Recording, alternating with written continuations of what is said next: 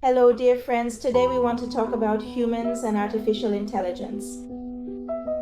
This is an issue that we hear about everywhere these days. Before we dive into today's technology, let's take a look back at the past and see where this dream began. Humans have always wanted to create a being that resembles themselves and acts like them. In ancient Greek myths, there were statues that were said to be able to move. In Jewish culture, there's also a story called the Golem, a being made from clay and earth, which shows that humans have always sought to see themselves in their creations. And this fascination can still be seen in people today. Now let's step into the 20th century. A great scientist named Alan Turing, he asked, can machines think, and even designed the Turing test. If a machine responds in such a way that we can't tell it's not human, it can be considered intelligent.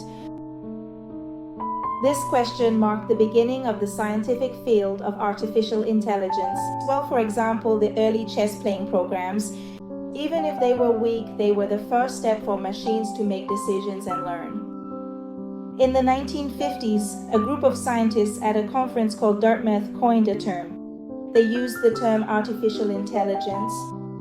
The first programs and robots began to operate. Problem solving, playing chess, simple decision making.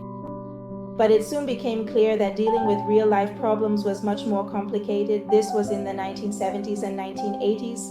Research centers faced difficulties and a period known as the AI winter took shape. But these setbacks, they were the prelude to major advances in the future. From the 2000s onward, with the internet and big data, AI picked up speed again. The emergence of machine learning and deep learning enabled machines to process data rapidly. They could process, learn, and even demonstrate creativity. Today, there are tangible examples. Smart assistants understand our voices, automatic translation handles text, robots perform surgeries in hospitals, and they even create music or images. Artificial intelligence has now become an inseparable part of our lives.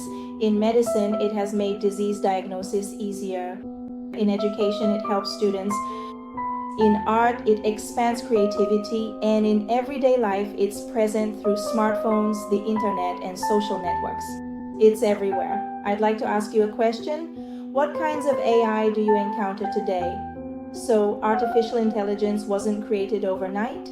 It has been a long-standing human wish that gradually moved from legends to science and from science to everyday life.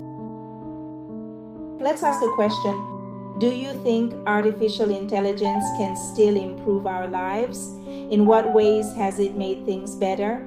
AI is present in our daily lives, even when we're not always aware of it. For example, when we use Google Maps. When Netflix or YouTube suggest movies or music, or when our phone automatically corrects our words. All of these are examples of AI that can handle repetitive and time-consuming tasks.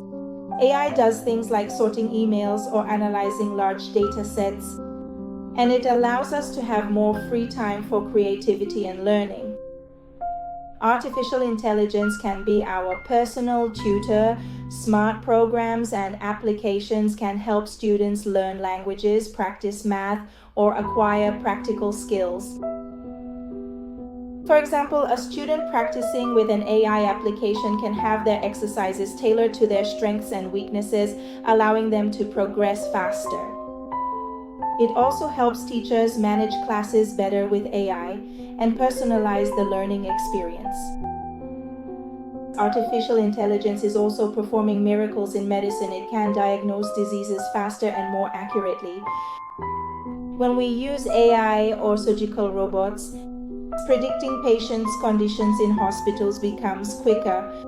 Of course, it's important to note that AI is not a replacement for doctors.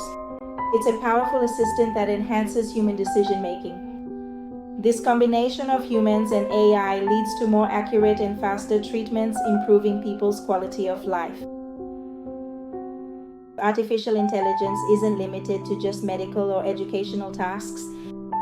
It has also entered the realms of art and creativity and can create music, paintings, stories, and more. AI can even produce films, helping artists bring their ideas to life more quickly.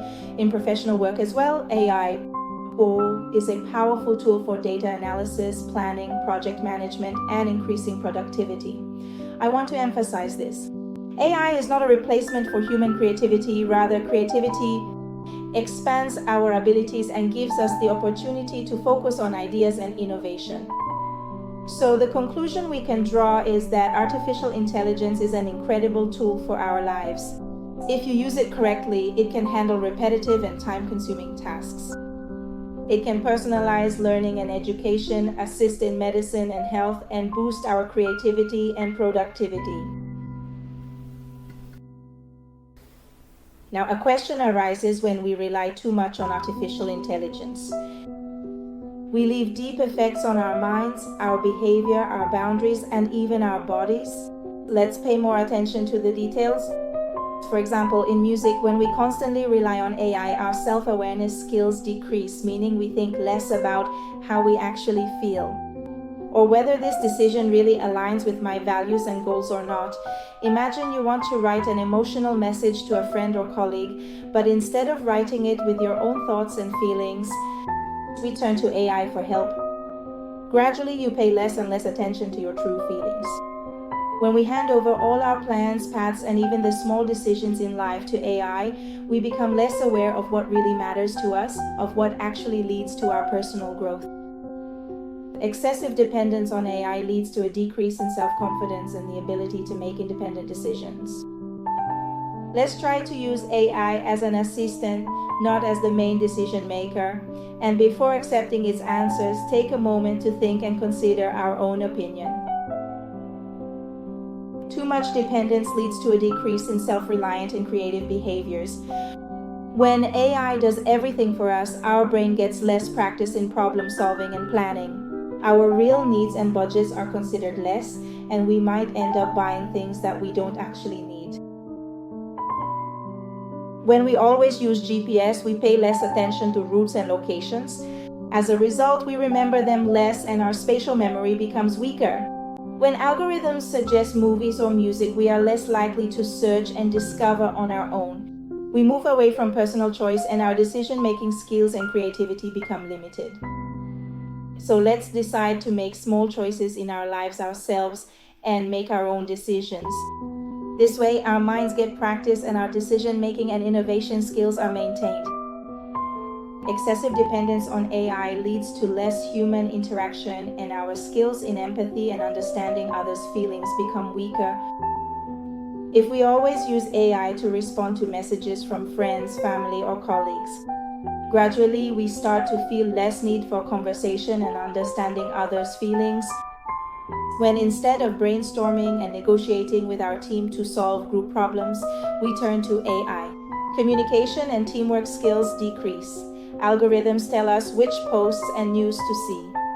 As a result, real interaction with others' opinions and ideas becomes less frequent. So the simple solution is this. It's that we should be able to make time for human interactions and use AI only as a supporting tool. Next, parents and couples become more dependent on AI. The opportunity for direct experience in teaching, guidance, and joint decision-making decreases. A child asks a question, "How should I do this?" Instead of explaining and guiding, parents get the answer from AI. As a result, the child learns less about problem solving and their self-confidence decreases.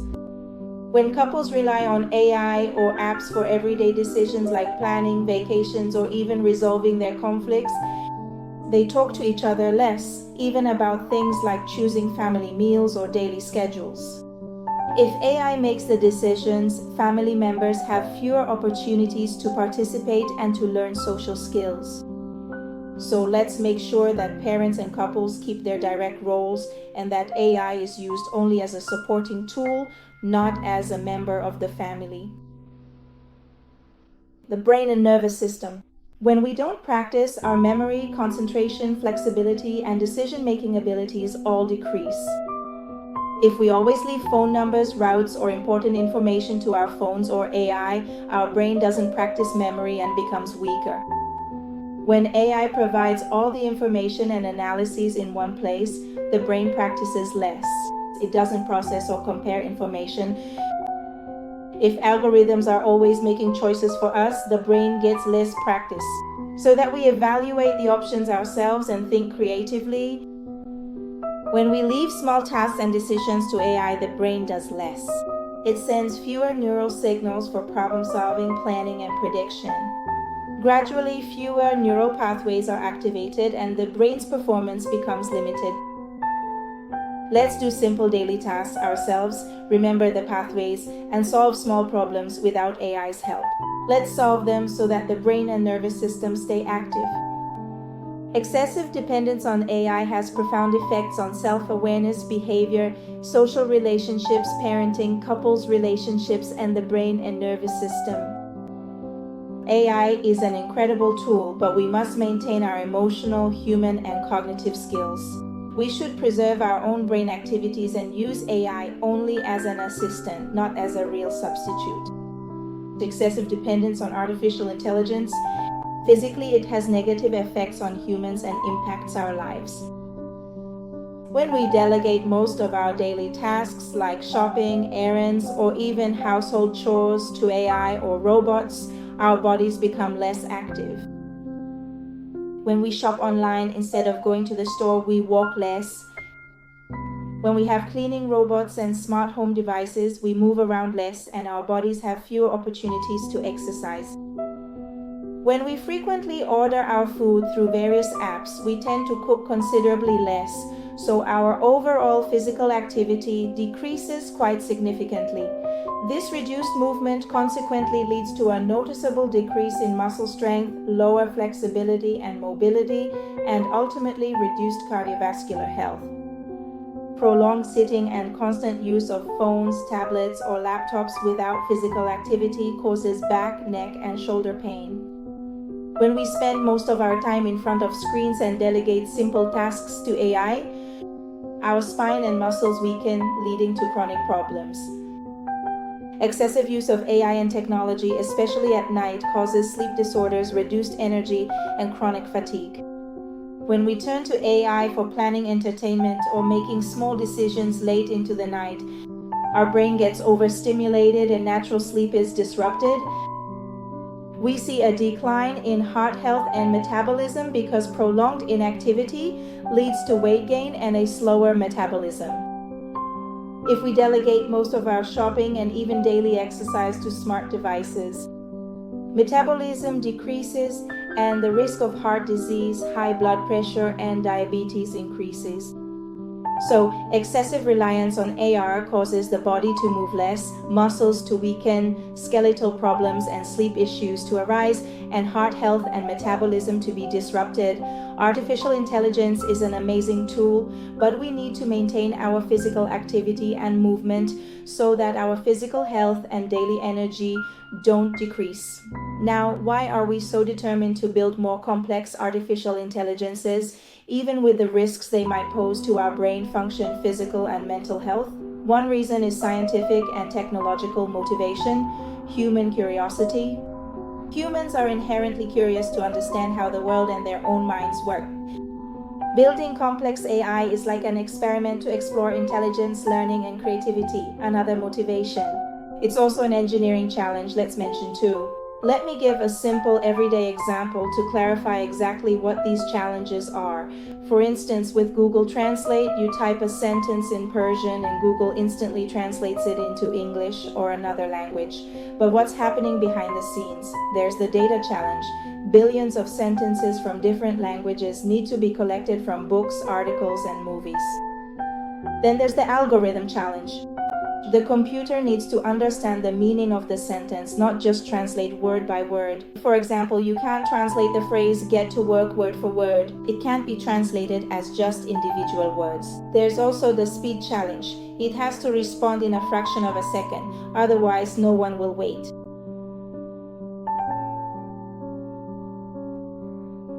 You just look at your phone and it unlocks. What happens behind the scenes? There's the data challenge. The phone needs to have seen thousands of images of different faces to learn what features make up a face. We also have the algorithm challenge. It has to understand whether you're wearing makeup today or not, or even if you're in the dark. but it still has to recognize you. It's you. We also face the security challenge. It has to make sure it's not a photo or a mask trying to fool the system. So as you can see, something that seems very simple to us, like unlocking your phone, is actually a complex math and engineering puzzle for the engineers. These challenges are like teaching artificial intelligence the way you teach a little child. For example, when we teach a child to speak, the child hears over and over, "This is a cat, this is a dog." It's the same with artificial intelligence. It has to see millions of pictures of cats and dogs to learn the difference between them. Sometimes funny mistakes happen. At first, a child might call all animals a cat. Artificial intelligence can also make mistakes. For example, it might identify a small dog as a cat. This shows it still needs more training. Gradually, a child learns that a cat is still a cat, whether it's sleeping or walking on a wall. AI also needs to understand that it's the same person's face, whether they're wearing glasses or not. When a child wants to cross the street, they gradually learn to pay attention to the red light and the cars. Similarly, artificial intelligence in a self-driving car has to make decisions within a few seconds, whether to stop or to go. So, training artificial intelligence is exactly like raising a child. It needs a lot of practice. At first, it makes plenty of mistakes, but over time, with more experience and data, it becomes smarter and more accurate. Let me explain it in a very simple and tangible way. Why does this artificial intelligence sometimes become dangerous or unpredictable? Just like a child can learn the wrong things. For example, if someone is always shouting in front of them, they'll think shouting is a normal way to communicate. Similarly, if we feed artificial intelligence incorrect or biased data, it will make wrong decisions. For instance, a hiring system might think that women are less suitable for this position because most of the previous data was about men. When a child makes a mistake, it's manageable, but artificial intelligence can make millions of decisions in just a few seconds. If a stock market algorithm makes a mistake, billions of dollars could be lost in just a few minutes. Sometimes artificial intelligence has to make decisions without us having the time to give our input. For example, with self-driving cars, if a child suddenly runs in front of the car, it has to make a decision in a fraction of a second. It could brake hard, which might create a risk of collision for the car behind, or it might have to change its path. Here, any choice it makes could be dangerous. Children usually grow up following patterns that we know, but sometimes artificial intelligence finds a solution to a problem that we never expected. Like when they taught a robot to walk, and instead of walking on the ground, it started rolling. To get there faster, this shows that AI's behavior isn't always predictable, just like the info robot, which has several different modes. In short, artificial intelligence is like a very smart child who learns faster than we do. It does many tasks automatically, but if it's not guided properly, it can make dangerous mistakes. Like when scientists build Mars rovers or develop new clean energy technologies, we also want to build more advanced artificial intelligence to overcome human and technological limitations. It's artificial, and the more complex it gets, the more tasks it can do with greater accuracy and speed. Companies and industries are looking to reduce costs, increase production, and provide faster services.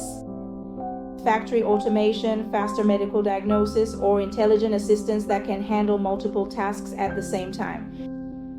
Another reason is that people's lives are getting more complicated every day, and the volume of information is extremely high.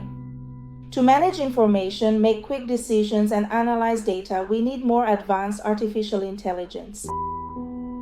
Advanced algorithms for disease diagnosis, market trend prediction, or analyzing social networks and collective behaviors require complex artificial intelligence. People like to have more power and control. More advanced AI gives us the sense of being able to do things that we couldn't accomplish on our own. Also, our addiction to innovation and technology makes us constantly seek more advanced versions. We buy the latest model phones and new apps, even when our previous version works just fine. Another reason people want to create more complex artificial intelligence is that countries and companies are engaged in technological competition. More advanced AI becomes a symbol of national power and technological achievement. This competition leads each generation to create more complex AI, even if it increases risks and human dependencies.